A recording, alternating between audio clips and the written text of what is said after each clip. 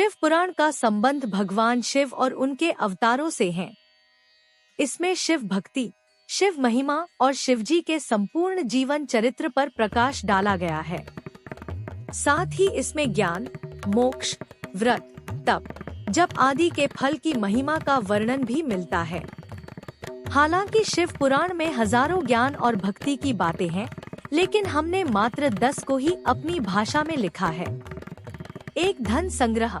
अच्छे मार्ग से धन संग्रहित करें और संग्रहित धन के 3 भाग करके 1 भाग धन वृद्धि में, 1 भाग उपभोग में और 1 भाग धर्म कर्म में व्यय करें। इससे जीवन में सफलता मिलती है। 2, क्रोध का त्याग। क्रोध कभी नहीं करना चाहिए और न ही क्रोध उत्पन्न करने वाले वचन बोलने चाहिए। क्रोध से विवेक नष्ट हो जाता है और विवेक के नष्ट होने से जीवन में कई संकट खड़े हो जाते हैं। 3, भोजन का त्याग। शिवरात्रि व्रत करने से व्यक्ति को भोग एवं मोक्ष दोनों ही प्राप्त होते हैं और महान पुण्य की प्राप्ति होती है। पुण्य कर्मों से भाग्य उदय होता है और व्यक्ति सुख पाता है। 4, संध्या काल। सूर्यास्त से दिनास्त तक का समय भगवान शिव का समय होता है, जबकि वे अपने तीसरे नेत्र से त्रिलोक्य, तीनों लोक को देख रहे होते हैं और वे अपने नंदी गणों के साथ भ्रमण कर रहे होते हैं। इस समय व्यक्ति यदि कटु वचन कहता है, कलह क्रोध करता है, सहवास करता है, भोजन करता है, यात्रा करता है या कोई पाप कर्म करता है तो उसका घोर अहित होता है। 5, सत्य बोलना। मनुष्य के लिए सबसे बड़ा धर्म है सत्य बोलना या सत्य का साथ देना, और सबसे बड़ा अधर्म है असत्य बोलना या असत्य का साथ देना। 6, निष्काम कर्म। कोई भी कार्य या कर्म करते वक्त व्यक्ति को खुद का साक्षी या गवाह बनना चाहिए कि वह क्या कर रहा है।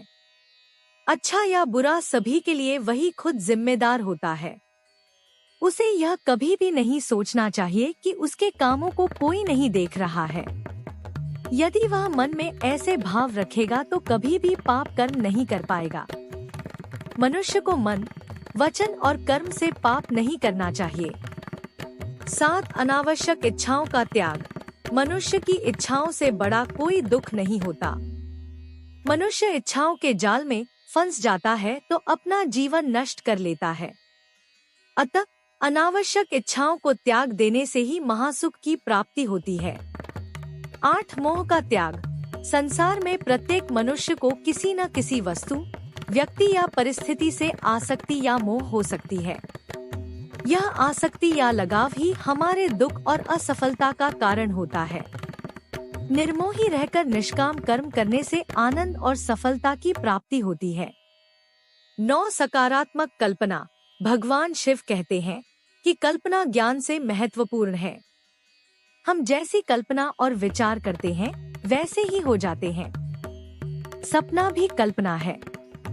शिव ने इस आधार पर ध्यान की 112 विधियों का विकास किया। अतः अच्छी कल्पना करें। 10, पशु नहीं आदमी बनो। मनुष्य में जब तक राग, द्वेष, ईर्ष्या, वैमनस्य, अपमान तथा हिंसा जैसी अनेक पाशविक वृत्तियां रहती हैं, तब तक वह पशुओं का ही हिस्सा है। पशुता से मुक्ति के लिए भक्ति और ध्यान जरूरी है। भगवान शिव के कहने का मतलब यह है कि आदमी एक अजायब घर है। आदमी कुछ इस तरह का पशु है जिसमें सभी तरह के पशु और पक्षियों की प्रवृत्तियां विद्यमान हैं। आदमी ठीक तरह से आदमी जैसा नहीं है। आदमी में मन के ज्यादा सक्रिय होने के कारण ही उसे मनुष्य कहा जाता है, क्योंकि वह अपने मन के अधीन ही रहता है।